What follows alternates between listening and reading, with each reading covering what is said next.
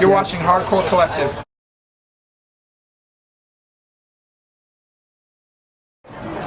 What's the name of that place? Alright, so tell us your name and what band you play in. My name is Aaron and I sing in the band Bane.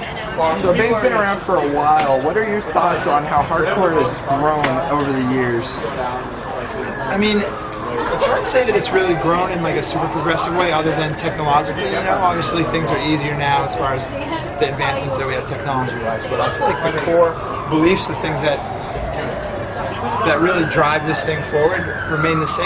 You know, it's really about what's in your heart and who you are and how much fight and passion you have. I don't think that changes with the times, you know? I mean, there's kids that, like I was saying on stage tonight, kids that come into this with a little less of an attitude as far as what can I do to help and more of what is this going to give to me, how is this going to make me cooler.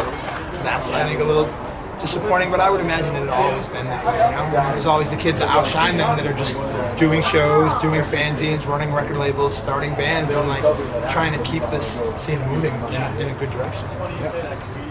Bane's got a really unique style to it and the way it sounds. What are your influences when you're writing it and when it's all done? What are your favorite bands? What started you guys?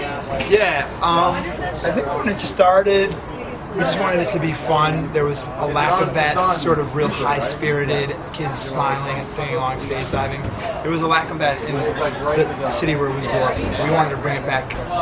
Other influences were like Lifetime, our primary songwriter, Dahlback, loved Lifetime, loved Turning Point, loved stuff with just a little bit more melody to it, you know what I'm saying?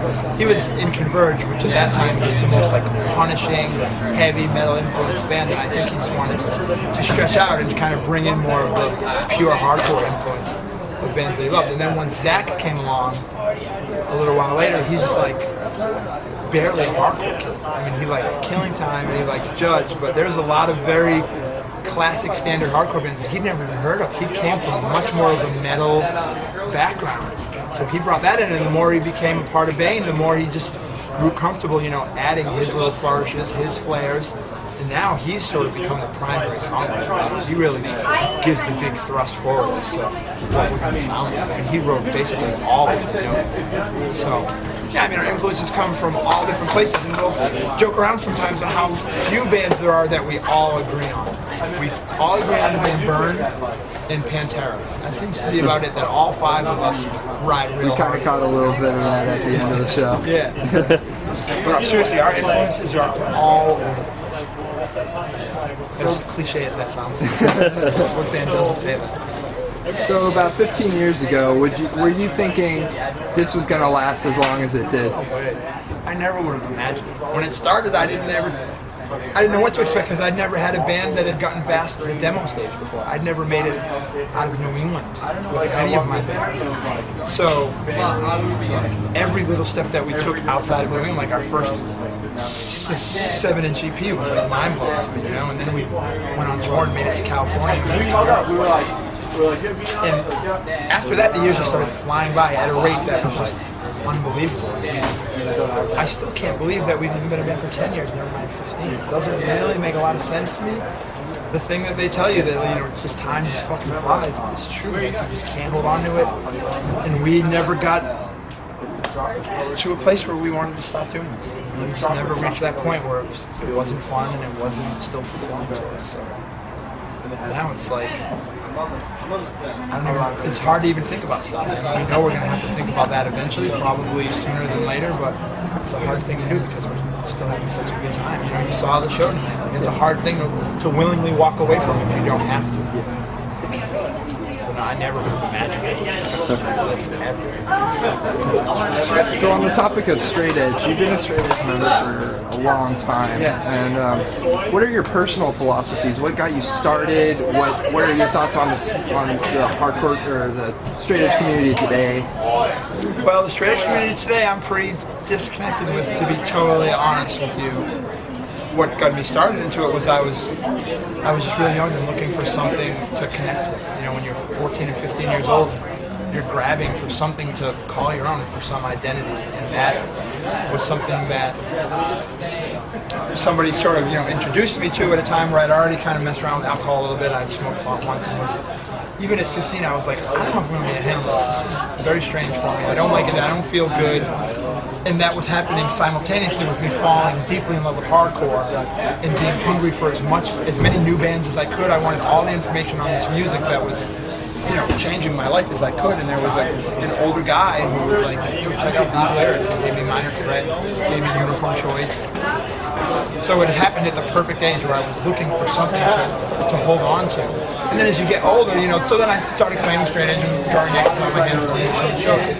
And then started to grow older in that subculture.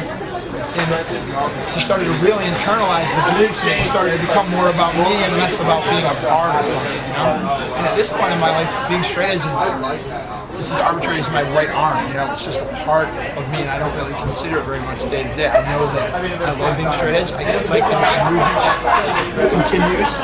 I get super psyched when I meet young straight edge kids, when I find straight edge bands that, seem to really get it, seem to be about something positive as opposed to something violent. I get really into it. But my relationship with straight edge right now is just very, very personal. I think that it can guide you through tough teenage years, and then once you get to college, you can let go of that title and go and do your own thing, and hopefully at least be a little bit older where you can make smart decisions where it comes to or it can be something that can just change your life forever, put you on a certain path where you never have to get caught up with that way of life. So, being around for as long as you have, now today, what are some of the bands that you're really into? Like, newer generation of Stick hardcore? Together, one of my absolute favorite hardcore bands right now. I like No Tolerance a lot.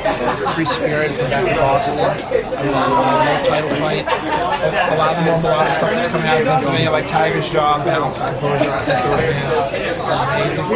Are those bands that you care for? Is that what this little player is over here? They're great bands. I love Running Out.